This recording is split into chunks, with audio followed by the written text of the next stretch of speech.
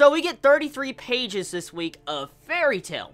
And the beginning parts are all colored pages, like right at the beginning, like the first 3 or 4 pages. So, Hiramashima, that fan service or that time skip Lucy, like, holy shit.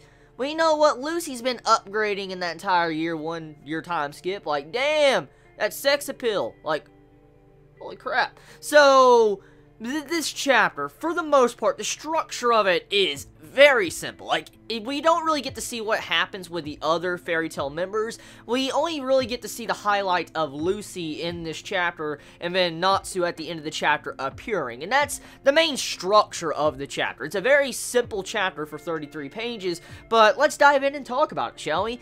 So, Lucy. Time skip Lucy. Ooh. Woohoo! Like, damn. You know, I like how she took on the route of being part of Weekly Sorcerer, and she's actually wanting to make her writing improve a lot more since it was in the past, and it really shows out what path she's wanted to take after, you know, Fairy Tail's disbanded. So, I like how Lucy has chosen to actually become like a reporter and get, you know, the daily or weekly scoop. Now, for the most part, we get to see the Grand Magic Games once again in this chapter. And I know a lot of people have very awful memories when it comes to the Grand Magic Games, so this chapter might have made quite a few upset just to see the Grand Magic Games once again in Fairy Tail. But, for the most part, it was pretty interesting seeing how these other guilds that never really got to shine in the past because Fairy Tail always curb stomped them, or Sabretooth, you know, Mermaid's Hill and stuff like that. They were always there crushing everybody. And since all these guilds decided not to appear in this year's Grand Magic Games, all these other little guilds managed to shine, and we got to see these other little guilds introduced in this chapter of Fairy Tail, and it makes me wonder, is Hiramashima going to be using these guilds for any future endeavors, like in future arcs, or this final stretch of Fairy Tail? Because it's quite obvious we're in the final arc, or a couple arcs of Fairy Tail, because it's starting to show us that the final battle is upon us with Archnologia and Zeref.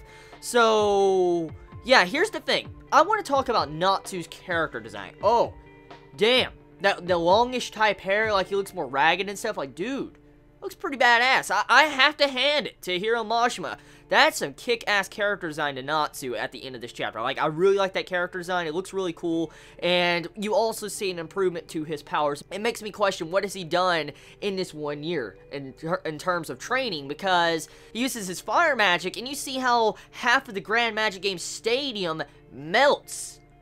And he's like in the middle of the stadium, and I'm like, holy shit, the destructive power of Natsu in this chapter. Like, he melts the entire stadium. I'm like, whoa. So, it's just showing you the power of Natsu. Like, he can melt things now, like, from that distance, like that extreme distance. So, I'm curious to see what his powers are really going to be later on down the road.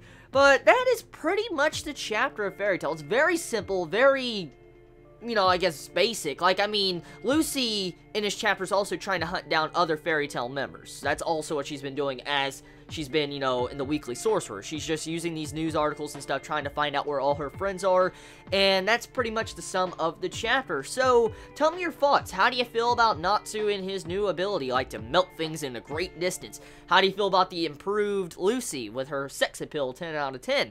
Let me know. You all have a wonderful day or not wherever you live. Please be safe. Chibi out.